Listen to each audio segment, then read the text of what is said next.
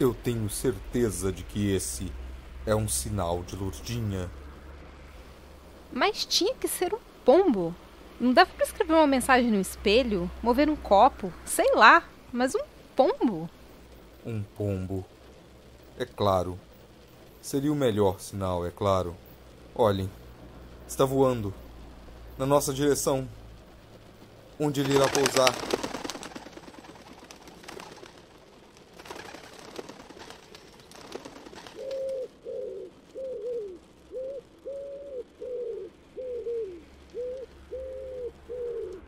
Parece que ele foi pro telhado, né? Aliás, deve ter um monte de pombo lá.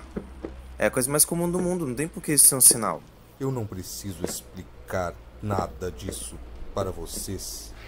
Gente, é sério, eu tô imaginando esse monte de bicho sujo aqui em cima e eu não quero imaginar isso.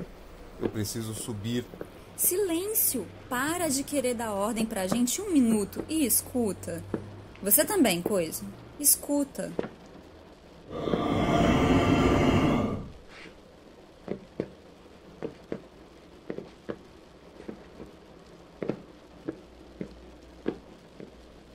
Tem alguém no telhado? Não tem ninguém no telhado. É difícil subir lá. A gente já teria ouvido o barulho da pessoa subindo. Você, me conte. Como eu subo nesse telhado? Ó, Você tá me maluco, solta. cara? Solta ela! Agora! Tá. Meu tempo está acabando.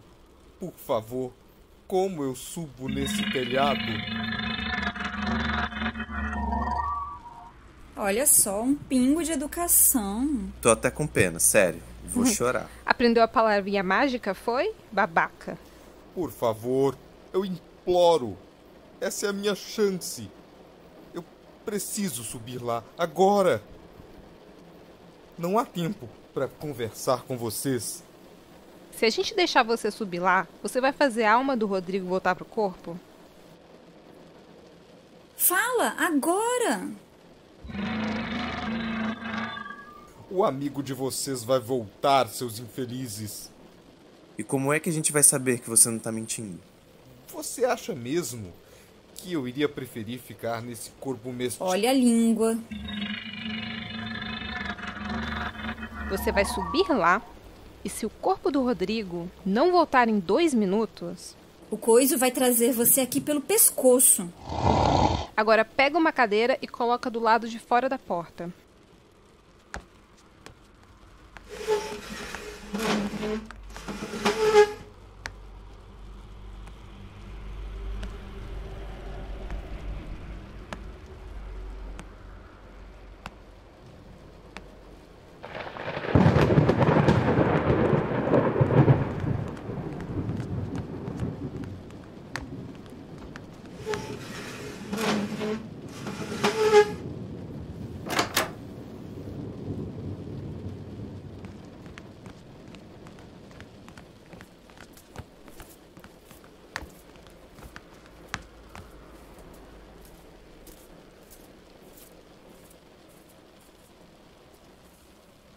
O único jeito de subir lá é por aí.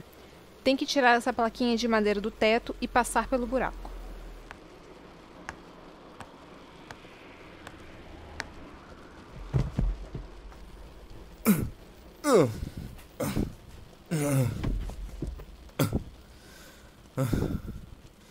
Eu não consigo alcançar. Não com essa altura de pigmeu. Tá, dá o pé aqui que eu te empurro. Mas não vai quebrar o telhado ou cair lá de cima, não. A gente quer que você volte vivo, né? Digo, não exatamente você, mas... porque você não tá vivo. Enfim, deu pra entender.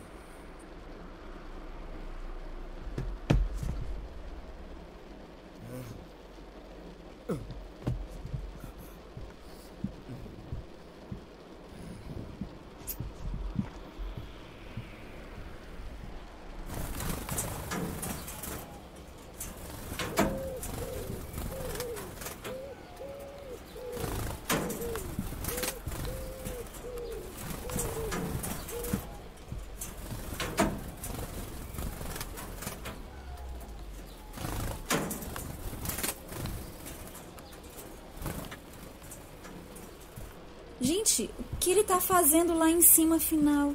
A gente devia ter deixado ele subir? Ah, eu parei de tentar pensar racionalmente faz tempo. Isso aqui não faz sentido. Aquilo não faz sentido, nada faz sentido. Ah, mas vai ter que fazer sentido. Ô, alma penada, vai demorar aí? Desce logo, ou já sabe quem vai subir aí pra te pegar, hein?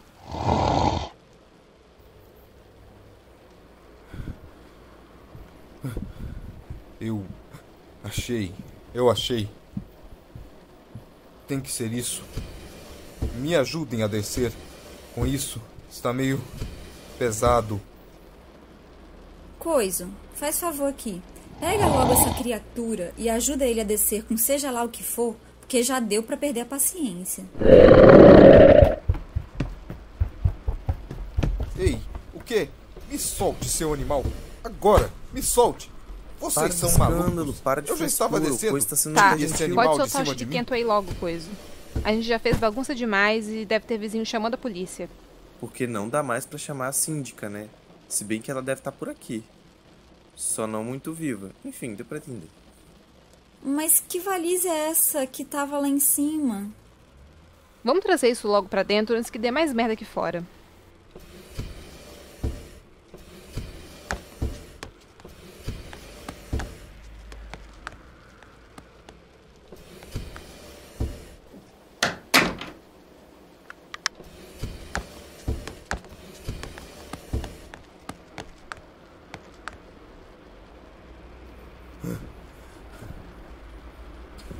Depois de tanto tempo, eu quase não acredito.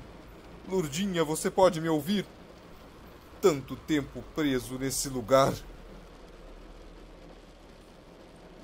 Amigo, você não falou que tava sem tempo? Vai ficar enrolando aí agora? Explica logo qual é desse baú, valise, mala, sei lá como é que chama isso. Eu não precisarei explicar. Basta que ela seja aberta. Com vocês, como testemunhas, eu enfim estarei livre. E também minha amada Lourdes. Observem.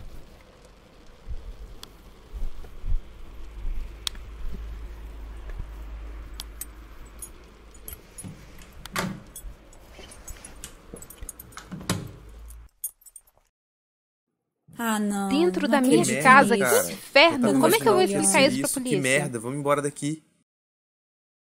Olha só, e não é que meus ossinhos ficaram até bem conservados? Ah, Caralho. Ai, nossa meu Deus, ai, senhora, meu coração. Também, pelo você amor, vê que a você senhora todo parece mundo assim. quer me matar do coração.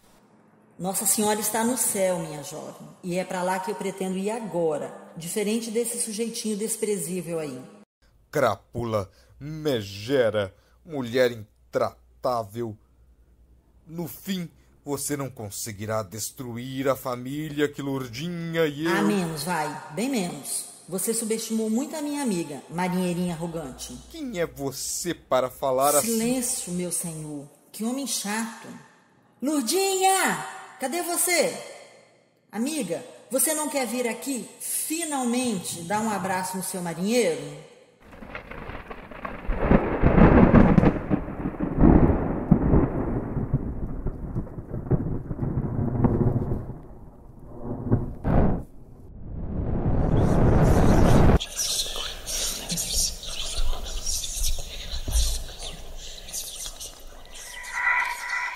Eita porra! Eu achei que a gente já tinha visto de tudo.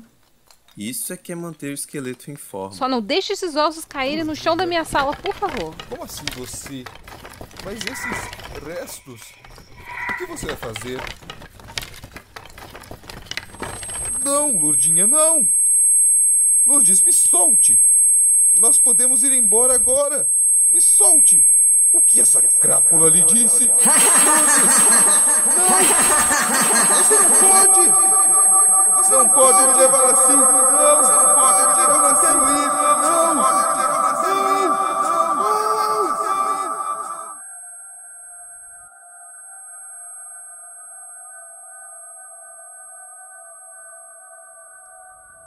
Alana, segura o Rodrigo que ele vai cair. Au, deve ter doído. Minha sala limpinha.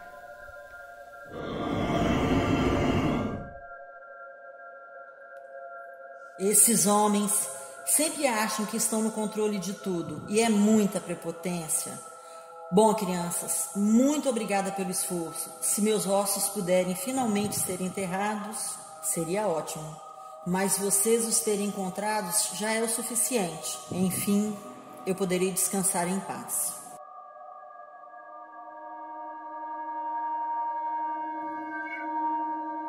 Nossa, precisa dessa luz toda. Ai, meu olho. Ai, vai com Deus. E avisa primeiro da próxima vez que for aparecer. Tá, já tá bom. Pode apagar a luz. A gente já entendeu. Pelo amor, apaga essa luz.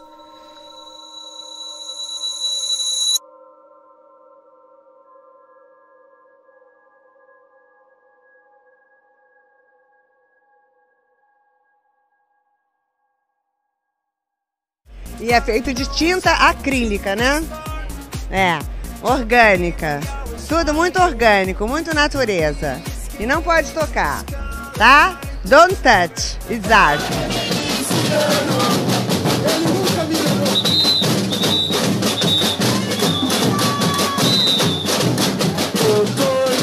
Eu não me engano, o Bolsonaro é miliciano. Doutor, eu não me engano, o Bolsonaro é miliciano. Doutor, eu não me engano, o Bolsonaro é miliciano.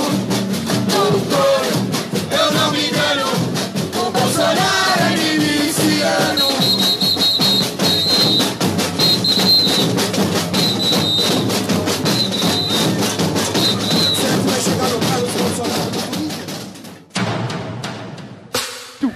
O baile vai rolar até aparecer o sol. Eu vou pra casa a pé, vou de táxi ou transcol. Não importa a condução, hoje o baile tá maneiro. Porque graças a Deus tenho orgulho em ser funkeiro. O baile vai rolar até aparecer o sol. Eu vou pra casa a pé, vou de táxi ou transcol. Vou comer pastel na feira e beber caldo de cana. Domingo eu tô de bob, vou curtir uma praiana. E aí, gente perdida? Tá começando mais um Não Pode Tocar? Eu sou o Rodrigo Hipólito e é muito provável que eu seja o host desse podcast. Um podcast que não precisa fazer vaquinha para pagar impostos para o governo dos Estados Unidos. Não é não, Titi? Isso mesmo, faz melhor quem tá pulando o carnaval com responsabilidade, porque até para fazer coisa errada tem um jeito certo. Esse é o nosso penúltimo episódio da nossa primeira temporada e você acabou de ouvir o final do nosso audiodrama inicial. Se você não entendeu nada da história, eu sugiro que você volte ao nosso episódio piloto e escute pelo menos o início de cada um dos episódios oficiais para poder acompanhar essa narrativa. Se você ouviu todos os episódios e mesmo assim não entendeu o final da história, tudo bem. No nosso último episódio, na próxima semana, a gente apresenta um epílogo para explicar, amarrar alguns desses pontinhos. Titi, é uma história meio maluca, mas que eu adorei editar até para poder retomar a prática de edição de áudio quando a gente começou o Não Pode Tocar. Fazia um tempo que eu não abria nenhum programa para mexer com sons. Aliás, falando no começo do nosso podcast, hoje a gente faz um retorno aos primeiros episódios com a leitura de uma crônica comentada. Lá em fevereiro do ano passado, quando a gente iniciou o Não Pode Tocar, nós lançamos alguns episódios com comentários, a leitura de uma série de crônicas chamada Porta Sem Aldrava. Essas crônicas elas falam sobre alguns aspectos das nossas relações com as tecnologias, principalmente com as tecnologias mais recentes. A crônica de hoje ela dialoga com alguns dos acontecimentos desse início de ano, principalmente com o debate entre abolicionismo e punitivismo. Esse debate ele veio novamente à tona em fevereiro, durante a votação do STF sobre a criminalização da homofobia e da transfobia, e ele também se relaciona com alguns dos crimes violentos que têm tomado a mídia nos últimos tempos, como o caso da morte de um jovem negro por um segurança num shopping do Rio de Janeiro. E para quem acompanhou um pouco dessas discussões pela internet, deu para perceber que não é um debate tão simples assim. Mesmo aquelas pessoas que defendem racionalmente e com razão o abolicionismo penal e o antipunitivismo, por vezes pode-se ver com emoções conflitantes diante de um cenário de crimes aterradores. Essas emoções conflitantes e o modo como nós nos relacionamos com a mídia que nos transmite tais informações são alguns dos pontos que estão presentes na crônica Porta Sem Aldrava 5.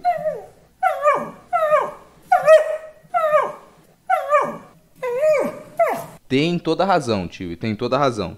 É bom lembrar que a crônica que vai ser lida na sequência, ela pode ser um tanto incômoda e pesada para algumas pessoas, mas em parte a ideia também é essa, nos colocar diante de alguns dos nossos conflitos internos, alguns dos nossos demônios pessoais, e eu espero que você, ouvinte, possa aderir a essa reflexão com a gente. Antes de ir para a leitura da crônica, tem mais um recadinho que é importante passar. Você sabe o que é, Titi? Muito bem, exatamente. A gente está no mês de março, e o mês de março é o mês da campanha O Podcast é Delas. Se você não sabe do que se trata essa campanha, vai ter link explicativo na postagem do episódio, mas resumindo, O Podcast é Delas é uma campanha idealizada pela Domênica Mendes, do Perdidos na Estante, e pelo Sr. Basso, lá do Covil de Livros, para valorizar a presença de mulheres na podosfera. Muitos podcasts aderiram à campanha esse ano, têm aderido à campanha também nos últimos anos. Se você quiser acompanhar os episódios que fazem parte desse projeto, procure pela hashtag O Podcast é Delas 2019.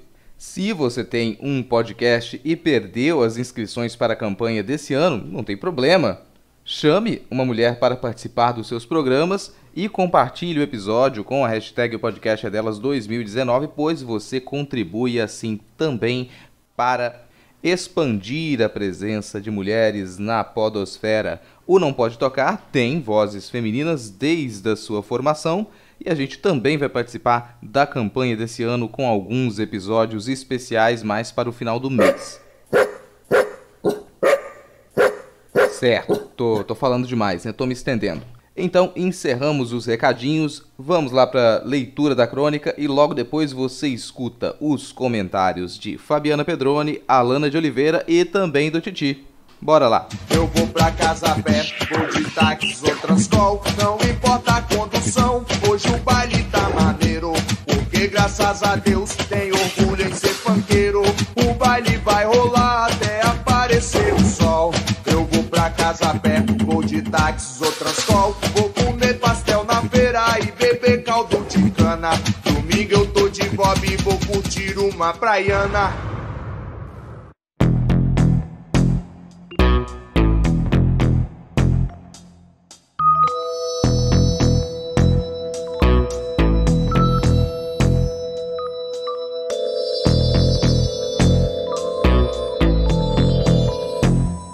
Porta Sem Aldrava 5. O quanto estamos preocupados em nos sentirmos seguros? Até que ponto desejamos que as leis sejam seguidas? O que realmente gostaríamos que as leis dissessem? Quando um crime ocorre, você deseja que ele jamais tivesse ocorrido? Imagino que a resposta para essa última pergunta seja sim. Caso você pense em sua melhor amiga, sua mãe, cônjuge ou qualquer pessoa que lhe forneça suporte afetivo, a resposta ainda seria a mesma caso o seu vizinho fosse o assassinado? Imagino que a resposta ainda seja sim, mas somente se você souber o nome do falecido. Do contrário, Eu posso pensar que você deseja que o assassinato não tivesse acontecido tão perto. Imagino também que, com a morte cruel do seu vizinho, você deseje que o crime seja solucionado. Mas não apenas solucionado. Você talvez deseje que o assassino seja encontrado e preso. Você gostaria de se afastar da situação? Vamos ficar um pouco mais distantes. Na cidade do lado, uns 22 quilômetros para o norte, um rapaz estuprou e esfaqueou a namorada e ele está foragido. Você não conhecia a moça, mas você sabe o seu nome, pois o crime carrega o nome dela. E há um link na página do maior jornal do estado que diz: acompanhe o caso fulana. O rapaz está por aí, mas é pouco provável que seja uma ameaça para você. Você não sabe quem ele é. Não se lembra nem do nome que deram. Nos 2 dias que se passam desde a primeira notícia, você já sabe que eles tinham um relacionamento conturbado, que ambos eram usuários do genérico drogas, que eles haviam brigado numa boate na noite anterior ao assassinato, que ele era ciumento e ela tinha saído com alguns amigos. Você já discutiu com 10 pessoas no Twitter quando alguns perfis disseram que ela merecia. Outros culpavam o uso de drogas e o afastamento da igreja. Outros sentenciaram que eram só 2 millennials mimados que não fariam falta. Outros foram até a casa dos pais do rapaz e atiraram bombas caseiras. Outros repetiam mantricamente: bandido bom é bandido morto. Outros questionavam se a relação sexual pré-assassinato teria sido ou não estupro, até que prenderam o rapaz. Foram 2 dias de vídeos, entrevistas, reportagens e discussões acaloradas de pessoas que não conheciam nenhum dos envolvidos ou sequer viviam na mesma cidade. No meio disso, pode ser injusto perguntar, mas você desejou que o crime não tivesse acontecido? Imagino que você não tenha pensado nisso. Certamente o crime já aconteceu, logo, a pergunta pode parecer meio despropositada. Acredito também que, ao pensar no assunto, você possa afirmar que seria melhor para a moça não ter sido morta. Só que a pergunta não é sobre isso. É sobre os seus desejos. Tenha foco nisso ao tentar responder. Você desejou, sentiu vontade de que o crime nunca tivesse ocorrido? Se a pergunta ainda for um tanto difícil de ser respondida, pois nem sempre nós compreendemos as nossas vontades, podemos pensar em outra. Você desejou que o criminoso fosse preso? Provavelmente sim. Eu também. Quando ele foi preso, você procurou por imagens? Você procurou por vídeos? Você desejou que a câmera que acompanhava os policiais não tremesse tanto e o rapaz ficasse mais tempo na tela? Você queria acompanhá-los numa transmissão ao vivo? Quando a viatura foi interceptada no meio do trajeto e a população retirou o rapaz do carro e o esquartejou a golpes de facão, você também levou a mão à boca e exclamou: "Que horror, meu Deus!" Ou "Bem feito!" enquanto dava play nos vídeos que mandaram no grupo da família? É provável que você não responda sim para todas essas perguntas. Creio também que, ao responder não, você tem um pouco de sinceridade. Tudo bem. Você ainda pode encontrar uma infinidade de argumentos que negam o seu desejo sádico. A vida segue por negação. Fico realmente na dúvida sobre isso. O que você deseja com mais força? Não ser morto? Ou não poder acompanhar o caso no Jornal do Meio-Dia? Certo, eu não fico tão na dúvida.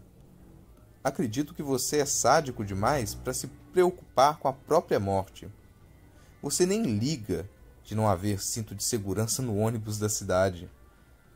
E seria difícil negar que o jornal sanguinário te distrai, entretém. Será que você gostaria que não houvessem mais crimes? Não haveria nenhum desses jornais. Você não teria nenhum vídeo de corpo encontrado guardado no celular. Você não teria nenhum bandido para odiar. Você poderia olhar à sua volta e procurar sentido no que você faz. Esquece essa última parte, isso é meio triste demais. Para você se divertir, é necessário que as pessoas morram, que sofram. Você é sádico. Quase todos nós somos. Raramente encontrei pessoas que não se divertiam no Coliseu. Talvez isso seja inerente ao espetáculo. Se divertir com algo que apenas lhe afeta na distância, por ser menos real. Não sei se isso está somente no espetáculo grandioso ou se o sadismo faz parte de qualquer jogo. Também não acredito que seja um processo tão recente ou com especificidades que somente a nossa época hiperconectada pode ter. Imagino que haja outro nível de diversão sádica quando você pode interagir com o restante da plateia e se ver no mesmo palco que o apresentador de terno que grita para animar a torcida. Eis mais uma palavra marcante. Você se diverte mais quando há para o que e para quem torcer. Discutir os destinos dos envolvidos num caso público é quase como discutir os últimos capítulos da telenovela, do BBB, a justiça no esporte, chute-bolas, as futuras eleições presidenciais. E nesse mesmo caminho você ganhou mais alguns anos de gozo ao descobrir a palavra corrupção. Essa é mais uma de muitas varinhas mágicas que lhe permitem criar vilões. Você precisa de vilões para odiar. Pouco lhe interessa quais sejam os heróis, contanto que haja vilões nítidos, sem motivações, rasos demais, para que você possa se identificar com eles. Saia para tomar um sorvete com seu vilão. Você vai descobrir que ele não é suficientemente monstruoso para não ser você. Quando você perceber e entender que você é um vilão para alguém, que é um monstro para o outro, vai deixar de desejar o sofrimento dos seus iguais. Não consigo ser tão positivo, desculpe. Você não tem salvação. Por vezes, sequer precisa de um vilão. Basta que o Jack não esteja desse lado do oceano. Essa é uma das muitas características que fazem com que nossa tecnologia seja capenga. Ela se permite ser usada para a promoção e realização de rinhas. Nesse sentido, as tecnologias da comunicação são tão parecidas com os humanos e vice-versa que se enganam ao acreditar que a direção saudável para o seu teatro é matar todos os atores ao final de cada encenação. Eis duas diferenças que a facilidade de produção e acesso a imagens apresenta com relação ao sadismo em outras épocas: a extensão e a velocidade do estrago. Me parece que estamos aptos a atiçar heróis que nos desprezam, elevá-los ao poder para que nos acorrentem e torturem. Compreendermos que eles sempre foram sádicos, lhes retirar a autoridade, persegui-los até a morte, é nomear novos heróis. Um desejo sincero é o de que, dessa vez, sejam atores novos nessa cena em que só existem os papéis de assassino e morto.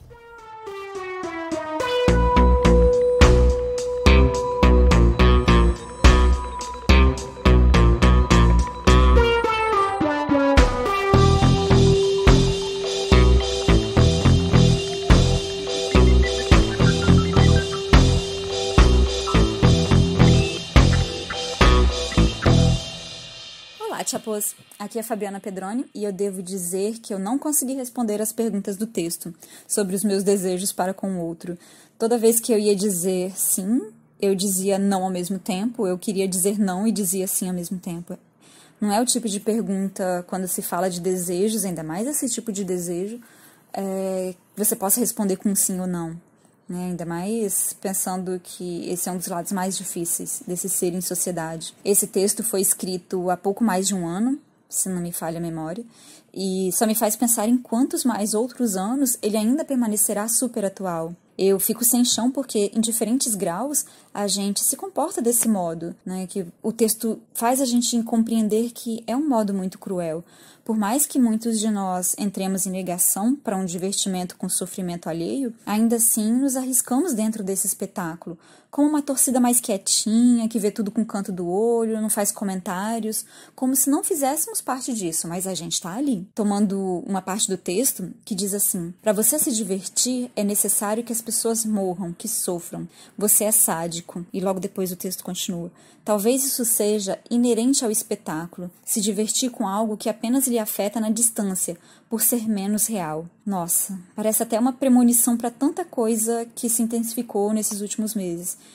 Para mim, que vim da roça, por exemplo, é difícil ver tantas notícias ruins em tão poucos dias. É a Ibama que está sendo desarticulado, alguns agricultores que ficam extremamente felizes com as novas liberações de agrotóxico, porque, segundo eles, agora vai aumentar a produção, vou acabar de vez com aquela praga. Mas outros estão pensando que a terra não aguenta, a praga está ali proliferando porque a terra está cansada. Tá todo mundo cansado. O ritmo de vida tá tão maluco, todos estão sem tempo, sem cuidados com a vida, mas não, há tempo. Sempre tem tempo para parar e assistir um acidente de trânsito. Sempre tem tempo para diminuir a velocidade e ver uma batida da polícia.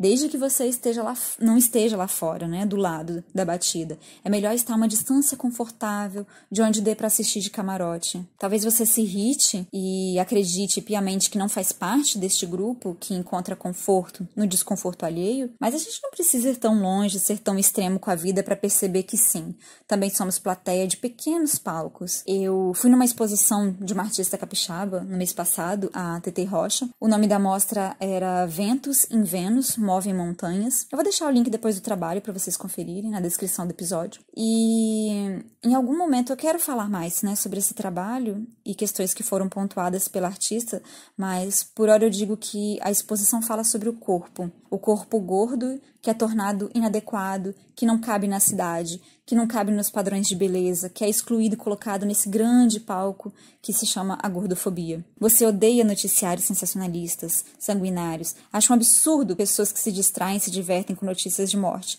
Mas no íntimo, lá bem quietinho, você trava uma batalha entre ter raiva e agonia pelo corpo gordo, pela presença de uma pessoa gorda perto de você, e um estranho conforto de valorização do seu próprio corpo. Uma afirmativa tão comum, ainda bem que não sou eu. E isso vale para várias coisas da vida. Uma fala da TT me deixou muito pensativa e talvez por isso eu ainda não tenha conseguido escrever um texto sobre a exposição, porque quando uma exposição faz a gente pensar muito, é difícil digerir todos aqueles pensamentos. Ela disse que a gente fala mal do corpo do outro, né? A gente está ali o tempo todo criticando o outro para se consolar com o próprio corpo. Um modo egoísta de reafirmação do sujeito. Que coisa mais absurda é essa, né? De que a gente faz parte. A gente não alcança o padrão de beleza socialmente desejado, porque ele, na verdade, é inalcançável, mas sempre você tá à frente de alguém nessa corrida por esse padrão, né? Por esse topo da corrida. Estamos o tempo todo atentos para criticar, para falar da atuação daquele ator naquele palco específico. Você é uma pessoa de bem, nossa, eu tenho odiado cada vez mais essa expressão, mas, bom, você é uma pessoa de bem, mas o tempo todo você tá ali vendo adolescentes, por exemplo, com problemas de espinha, e pensa, ufa, ainda bem que não sou eu, minha pele envelheceu, mas eu não tenho mais espinhas. Coitado desse adolescente, mas um coitado debochado. Ou você vê um idoso bem mais velho que você e pensa, eu quero viver muito, mas com qualidade de vida, quero envelhecer bem, não quero estar velho desse jeito, que pele enrugada. Ou seja, o mais jovem vai ser criticado, o mais velho também, mas você será valorizado no seu espetáculo particular. Valorizar o seu corpo, a sua vida, seus bens, seus amigos, tudo isso é importante, mas não em detrimento do sofrimento alheio. Essa parece ser uma ferramenta muito mais fácil e comum. Você só percebe que é feliz se soltar aquele jargão absurdo de coitadas das crianças da África. O texto do Porta Sem Aldrava, a Porta Sem Aldrava 5, ele diz que você precisa de vilões para odiar. A gente realmente precisa de um alvo negativo para nos valorizar positivamente? Realmente estamos, ou ao menos alguns estão, numa fase de tentativa de compreensão de que precisamos colocar tudo numa mesa e reavaliar os nossos comportamentos ideais. Essa fase de reavaliação, ela pode ser mais explícita para mim agora, mas ela acompanha a sociedade o tempo todo. É o que nos faz mover, né? Mudar. Se, por um lado, temos uma atuação próxima ao Videodrome, o filme do Cronenberg, de 83, em que estamos ali num processo de dessensibilização do sujeito, né? Em que, não sei, para quem não conhece o filme, ele fala sobre um sujeito que trabalha com vídeos, né, numa emissora, e ele encontra um canal clandestino que mostra a morte real de pessoas, e ele quer trazer esse canal para dentro da emissora dele. Depois ele encontra umas fitas de vídeo, até por isso que é, né, o Videodrome, e que tem essas mortes reais, e ele começa a travar ali uma relação física mesmo, corpórea, e mudar o seu próprio corpo na medida em que ele assiste aquelas mortes e se desensibiliza com elas. E depois passa um processo, na verdade, também de sensibilização. Então, a gente tem esse processo, mas quero acreditar também que a gente, né, tá também num processo contrário de sensibilização, principalmente no que se refere a minorias e à dor do outro. Esse é um processo muito mais lento, né, com amplitude reduzida. Às vezes é quase engolido pela dessensibilização, mas é um processo que resiste. Esse filme, assim como esse texto aqui narrado, ele é um choque na alma, de percepção das nossas próprias ações. A luta entre a dessensibilização e a sensibilização, ela vai pender ali pro lado daquilo que você está mais preocupado, porque é cansativo mesmo você ficar alerta a seus próprios preconceitos, suas próprias ações punitivistas em cima do outro, mas é muito, muito fácil apenas sentar no sofá e acreditar que o mundo vai se resolver sozinho, enquanto você só assiste, ou enquanto você adere uma torcida apenas para se distrair. Nós notamos essa questão da torcida, o posicionamento exacerbado com a escolha de um vilão e um herói, uma distorção da ideia também de empoderamento e força de grupo, que é cada vez mais comum. Ontem eu quase fui atropelada por um grupo de ciclistas. Eles andavam no calçadão fora da ciclovia que havia do lado, tipo uma coisa do lado da outra. Um grupo grande que reúne força e expulsa os pedestres do seu espaço. Naquele momento, eu só quis exercer meu instinto interiorano de rainha do gado e espantar a boiada toda de volta para o seu caminho correto, mas eu não fiz isso. Quando eu me assustei com as bicicletas quase em cima de mim, eu vi que alguns ciclistas riram e, ao mesmo tempo, eu fiquei meio travada. Não consigo lidar com um grupo muito grande. Mas, ao mesmo tempo, eu quis muito que eles caíssem da bicicleta e que jorrasse sangue por todo o calçadão, bem no estilo Kill Bill. Quem nunca imaginou, sei lá, você ter um sabre de luz cortando todo mundo que te tira do seu caminho, que sacode a sua paz que é tão frágil? E é complicado ser humano. Às vezes eu digo pro tio, e quando eu chego em casa, ao pé do ouvido, tentando me acalmar no conforto do lar: titi, é difícil ser um ser humano. E é difícil porque, por mais que alguns tenham pavor de assistir o noticiário escandaloso e sanguinário, em pequenas porções estamos sempre alertas para ser parte de uma torcida. Bom, esse é um texto difícil de absorver, porque ele fala de um modo ou de outro do nosso caminho, das nossas fraquezas. Para terminar este comentário, eu me recordei do trabalho do Andy Warhol, que se chama Orange Disaster, que é desastre laranja, ou alaranjado, que é de 63.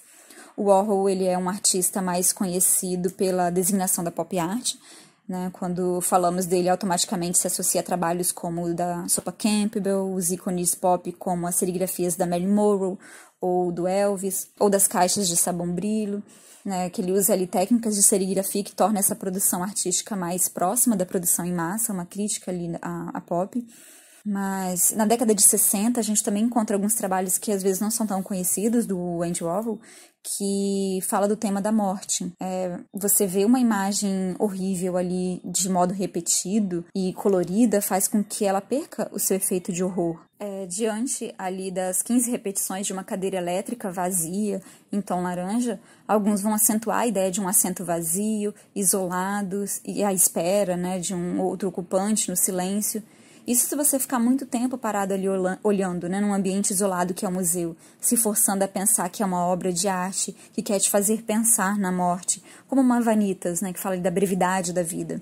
Então você se condiciona a pensar de modo triste sobre a morte, mas a verdade é que você passa por ela como uma repetição de imagem que já não lhe toca. É um acidente de carro entre tantos outros acidentes de carro, mostrado em repetidas vezes, enfileirados, que já não gritam, não dizem de um sofrimento.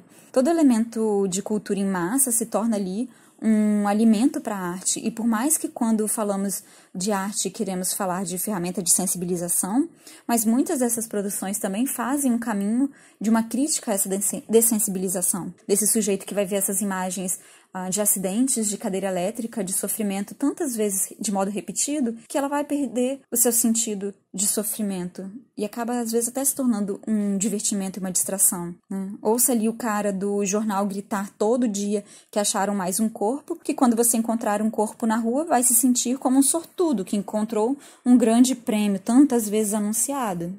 Titi, ser humano é lutar para ser mais ser humaninho.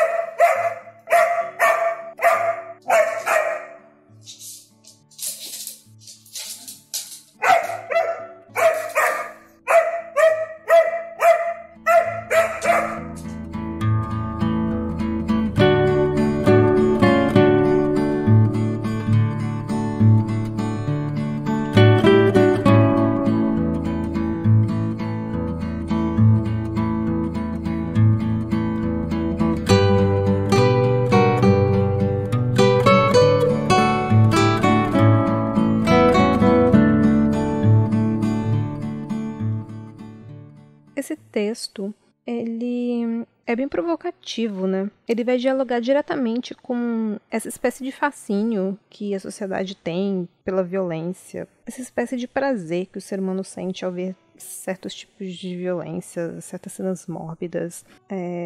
A gente vê acredito que por volta dos anos 80 para cá, essa crescente, né, de pessoas interessadas e buscando entender, conhecer, fascinadas pelos mundos dos serial killers, por exemplo. E tem até uma série nova que estreou na Netflix há pouco tempo, a série sobre o Ted Bundy, um dos mais famosos serial killers dos Estados Unidos. E existem inúmeros livros e outras séries que abordam crimes famosos e assassinos famosos. Tem até uma brasileira, Investigação Criminal, que também está na Netflix. Na Netflix tem uma série delas, tem várias dessas séries, e eu particularmente assisti alguma delas porque eu gosto desse tipo de série. Eu quero entender o que aconteceu, como aconteceu, por quê. Eu gosto de ver eu particularmente gosto muito de ver a investigação em si, como que aconteceu. Enfim, é uma coisa que eu gosto de ver, eu fico muito interessada em ver. Então, esse texto, ele meio que dialogou diretamente comigo, assim. Eu me vi sendo um pouco questionada ali também, sabe? Mas não me entendam mal, não é porque eu gosto de entender e conhecer esses casos que eu não sou uma pessoa punitivista. Eu, pelo menos, tento não ser uma pessoa punitivista. Eu realmente acredito no abolicionismo penal. E aí esse é outro tópico que nesses últimos dias, últimas semanas, entrou muito em debate, muito por conta da criminalização da homofobia no STF, que estava acontecendo essa votação há alguns dias. Então esse debate, ele veio à tona. Várias pessoas, militância da esquerda, ficou meio dividida. Muitas pessoas a favor de um punitivismo, muita gente contra. E assim, eu não acho que exista uma outra posição possível que não seja a do abolicionismo penal e de você ser a favor do desencarceramento. Eu não sou nenhum especialista nesse assunto. Eu vou deixar, o Rodrigo, vou pedir pro Rodrigo deixar alguns links sobre esse assunto de pessoas que realmente entendem disso. Então tem alguns podcasts, tem filme, tem, enfim, coisas aí para vocês lerem, se informarem um pouco mais. Eu vou jogar aqui alguns dados mais gerais para poder falar um pouco disso, mas não sou nenhuma especialista, então se vocês quiserem saber mais aprofundadamente sobre isso, eu acho que esse é um debate muito importante. Eu acho que se você ainda não está familiarizado com esse debate, se você nunca ouviu falar, eu acho que é muito importante que você leia um pouco mais sobre, porque esse é um dos maiores problemas que a gente tem no Brasil hoje. De acordo com o site desencarceramento.org.br, a gente vê que dos dados do Conselho Nacional de Justiça de 2017 mostram que 650 mil pessoas estavam presas no sistema carcerário brasileiro. 650 mil. O Brasil é atualmente o terceiro país que mais encarcera pessoas no mundo. Não é pouca coisa mesmo. E entre 1990 e dezembro de 2014, a população carcerária brasileira saltou de 90 mil para mais de 622 mil pessoas presas, um aumento superior a 580%. No Brasil, a cada 100 mil habitantes, 316 estão presos. E aí, quando a gente para pensar quem são essas pessoas que são presas, são, sobretudo, jovens, negros, pobres, são pessoas marginalizadas na nossa sociedade. Boa parte delas não tem educação formal completa, são pessoas que não recebem os direitos que elas deveriam receber, direito à moradia, alimentação, educação, os direitos básicos que essas pessoas estão completamente vedadas de receber, elas não têm acesso. E aí, a sociedade, de uma forma geral, tem essa ideia das prisões, que elas são construídas para ressociabilizar o criminoso, de afastar essas pessoas que são ruins da sociedade, isolá-las, para poder a sociedade ficar protegida. Só que, como eu falei aqui, a gente tem uma população carcerária enorme, que só cresce a cada ano, e nem de longe os nossos problemas estão resolvidos. Então, é meio que uma conta que não fecha. Porque, na realidade, as prisões elas não são feitas para ressocializar. Isso não é uma prisão como ela deveria ser. Enfim, essa prisão idealizada, ela não existe e não é esse o projeto, sabe? Na verdade, a produção do cárcere é uma produção de vidas descartáveis, porque numa sociedade capitalista, a gente sempre vai ter essa população excedente, porque no capitalismo não existe moradia para todo mundo, não existe emprego para todo mundo, não existe comida para todo mundo. Então, essa população que excede, ela precisa ser isolada de alguma forma, o Estado precisa lidar com ela, e o encarceramento é uma dessas formas de lidar com essa população. Então, o encarceramento em massa ele é um projeto político para ele dar conta desse capitalismo, porque sempre vai ter essa população que sobra na nossa sociedade. Então, é bom a gente entender que quando a gente fala de superlotação de prisões, a gente não está falando de uma crise, a gente está falando de um projeto, porque é isso que é o encarceramento em massa, é um projeto do capitalismo para lidar com essa população que sobra. E tem um documentário muito bom, que eu acho que tem na Netflix, eu acho que ele ainda está na Netflix, que é A 13ª Emenda, é de 2016. É um documentário feito pela Ava DuVernay. Ele é americano, ele vai falar do contexto dos Estados Unidos, mas que se assemelha aqui em alguns aspectos. Dá pra pensar algumas coisas, trazer aqui pro Brasil. Esse documentário, ele é muito bom, ele traz diversos dados importantíssimos e ele faz uma ligação direta entre a escravidão e a população carcerária dos Estados Unidos, porque com o fim da escravidão, você vai ter todas essas pessoas marginalizadas na sociedade, toda essa população sobrante que o Estado não sabe o que fazer, o Estado começa a produzir esses cárceres e para poder dar conta dessas pessoas. E aí nos Estados Unidos tem toda essa questão do trabalho forçado, que é o trabalho que o preso vai fazer dentro das cadeias para poder ter a sua renda, ressociabilizar e todas as desculpas que eles dão, mas que na verdade aquilo nada mais é do que um novo tipo de trabalho escravo. O documentário ele faz essa ligação direta e de uma forma muito nítida, muito clara, e é muito bom, e dá pra pensar isso um pouco no contexto brasileiro, porque também acontece de uma forma semelhante, porque afinal são ambas sociedades capitalistas, e como eu disse, não tem como dar conta de todo mundo. Enquanto existe capitalismo, vai existir essa população sobrante. Daí, quando a gente começa a pegar esses dados e a conhecer um pouco mais sobre o que é essa política esse projeto de encarceramento, a gente começa a entender que para resolver o problema da violência, não é nem de longe fazer o que o Biruleibe fala de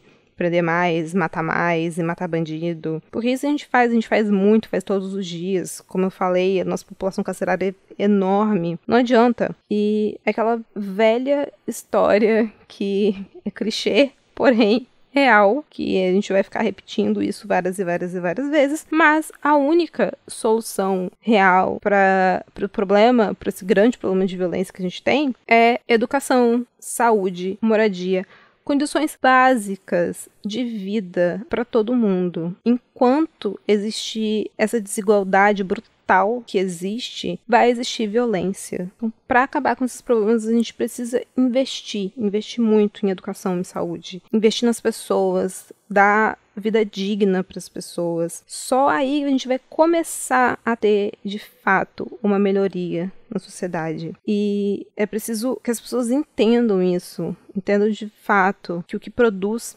essa onda de violência e de barbárie que a gente vê é a desigualdade social, que é entranhada na nossa sociedade, que faz parte do sistema capitalista. E aposto que alguns de vocês devem estar se perguntando, mas e no homicídio, e pessoas que são muito violentas, e, enfim, casos graves como o estupro, por exemplo, que fazer com essas pessoas. E, bom, esse não é um assunto fácil, não existem respostas fáceis, por isso também é um assunto muito complicado a gente abordar, é difícil de se abordar, justamente porque as pessoas querem soluções fáceis e imediatas para as coisas. E não existe solução fácil, não existe resposta rápida. Eu sei que as pessoas querem uma resposta rápida e uma solução fácil para as coisas, mas ela não existe. Então, o que a gente precisa entender é realmente a raiz desses nossos problemas, desse nosso problema de violência. Entender que o encarceramento ele não é a solução, construir mais prisões e prender mais gente não é uma solução. E, a partir daí, começar a pensar novas formas, não de encarceramento, mas novas formas de lidar com esses problemas da nossa sociedade.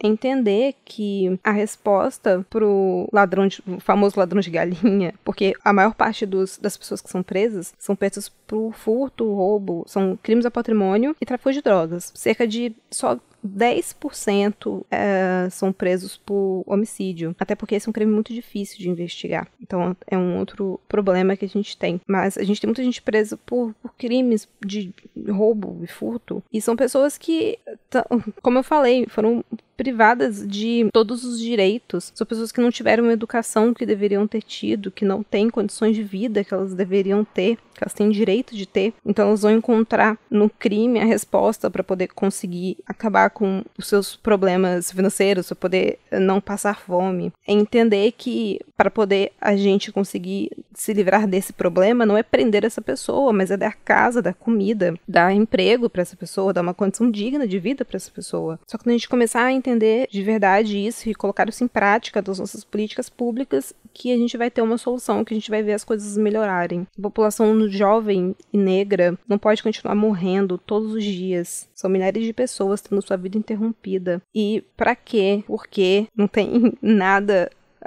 A sociedade não tá melhorando, não tem nada sendo resolvido. O que a gente tem são mães chorando a morte dos seus filhos. A gente tem jovens sendo assassinados dentro de um mercado por um segurança. Enfim, punitivismo não é a resposta. A gente não vai chegar a lugar algum quanto sociedade. Aliás, a gente vai chegar à destruição total da nossa sociedade, à barbárie total. A gente só vai conseguir reverter isso se a gente conseguir pensar em uma outra sociedade, uma sociedade mais justa e mais igualitária, que não enxergue nas prisões, que não enxergue no punitivismo a solução para os problemas da sociedade.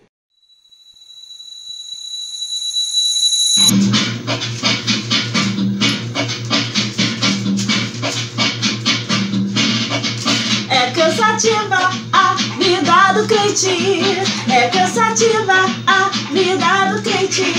Fazer o quê se eu tenho que me esforçar pra mim entrar no céu, orar e vigiar? É importante ter da salvação, ter muita paz, amor no coração. É cansativa a vida do crente. Tá aí, encerrando mais um Não Pode Tocar. Gostou do programa? Não gostou? Fala com a gente, entra em contato, manda o seu comentário. Você pode procurar a gente pelo Twitter do Tiwi, que é o @nãopodetocar. Também dá para encontrar o Tiwi pelo Instagram, em @nãopodetocar. Lembra que o D de pod sempre é mudo.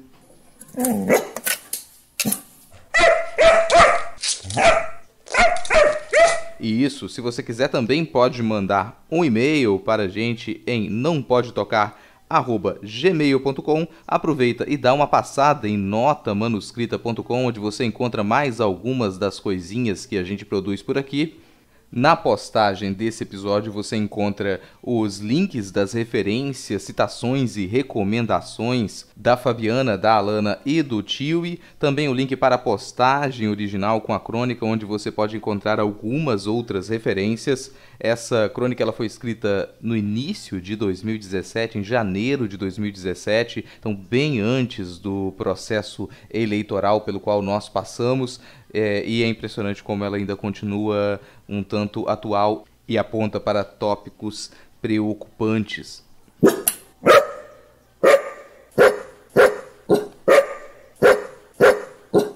Que bom que você lembrou, Titi. Eu já estava me esquecendo de fazer essa referência. Falando em política, na semana passada eu participei do Midcast Política. O link do episódio vai ficar aí na descrição do episódio também, assim como os endereços para os nossos perfis pessoais do Twitter. E se você quiser ajudar o Não Pode Tocar, compartilhe esse podcast com os seus amigos no grupo da família e também para os seus inimigos. O Não Pode Tocar pode ser assinado pelo Spotify, no iTunes, em todos os agregadores de podcast e ouvido até no YouTube. Dá para assinar até por e-mail. Agora, se você quiser contribuir com a melhoria da ração do Titi, não é, Titi?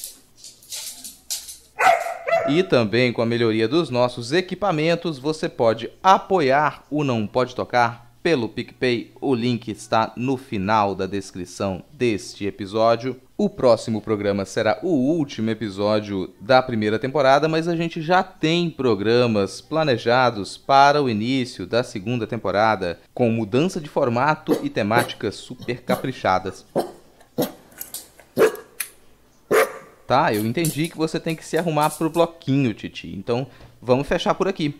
Se nada der muito errado, semana que vem a gente tá de volta. Valeu, falou! A senhora gosta do carnaval aqui de Itapetininga? Detesto. Péssimo? Odeio. Por que tá aqui? Por que eu tô aqui? Porque o juiz me considerou louca, tirou toda a minha grana da conta, tirou tudo, eu tô presa nessa cidade maldita e não posso ir pra lugar nenhum. É por isso que eu tô aqui. É fazer o quê? Teve que vir pra cá? Claro, não é que eu tive que vir pra cá, eu nasci nesse maldito lugar. Lugar de igreja, lugar de cristão, eu não sou cristã, não tenho religião e o juiz me prendeu aqui e eu não posso sair. Aliás, você é um gato. Muito obrigado. Qual que é o seu nome completo? Qual que é o seu nome completo? Ione. Ione Lau. Obrigado. Mas que você é um gato.